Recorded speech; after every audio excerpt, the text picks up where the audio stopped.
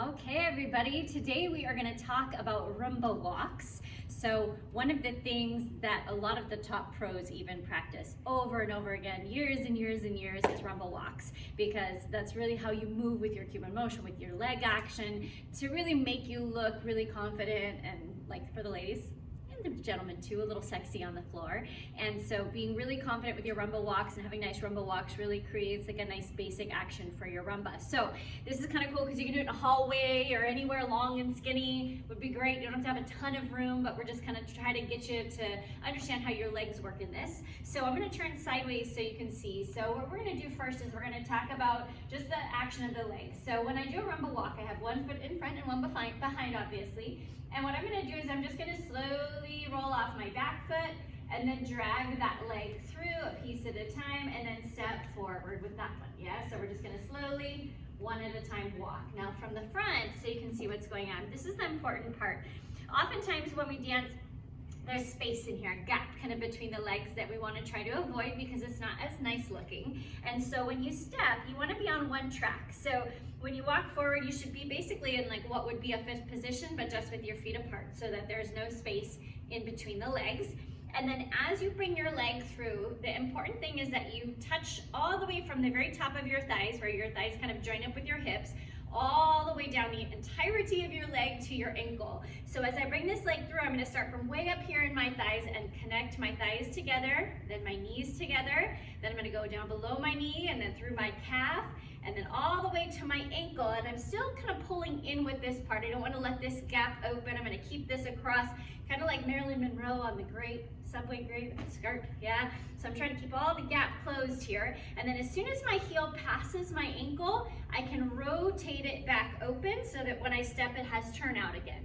Then I'm gonna do the same thing over again with the next leg. So from the top of your thighs, all the way down, knees, calves, ankles, pulling this leg through. And then as soon as that heel passes, turn the heel back open again and step. And you're stepping on that same track, that balance beam kind of effect, so that there's no gap the whole way through. Pretty legs. And then if you go backwards with these, just everything in reverse order. So you're still on that same balance beam type track. You're gonna pick up your heel first. This is important about going back. If you rotate your hip away from your foot a little bit, it helps give it a little bit more space and keep your legs from gapping open. Then I'm gonna pull this back and take my ankle first. So the ankle goes first, then the calf, then right below the knees all the way up through the thighs, step on it, and then I can pick that front heel up and rotate this hip back. If you don't, going backwards, oftentimes the legs will wanna come open, a little John Wayne action going on there. So we wanna make sure that we bend that knee, kind of pick up your heel and rotate this opposite hip backwards so that you have space to bring that leg through, and all the gap is hidden basically as you go through that. So this is really helpful because it gives you those nice, sexy looking rumba walks and pretty legs as you dance. We're not worried so much about Cuban motion as we are about really like squeezing those legs together as you come through. This works the inside of your legs really well. If you're squeezing hard enough, you want to try to like rub holes in your pants here. That's the sign of a really good dancer, yeah? Now what we can do is do this to rumba music as well. So chosen a song that's appropriate today. So when can I see you again? Because I know we're all missing each other.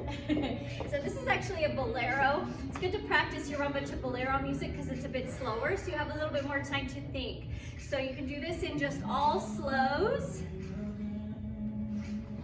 and then go backwards. And then you can try slow, quick, slow, quick, slow, quick, and the other way, slow, quick, slow, quick, slow. Yeah, so slows and quicks. Doesn't matter what you do, but just try to get used to getting those thighs, the legs, the whole part of your legs to really rub against each other so that you get no gap, no John Wayne as you're doing your rumba walks. Have fun, guys.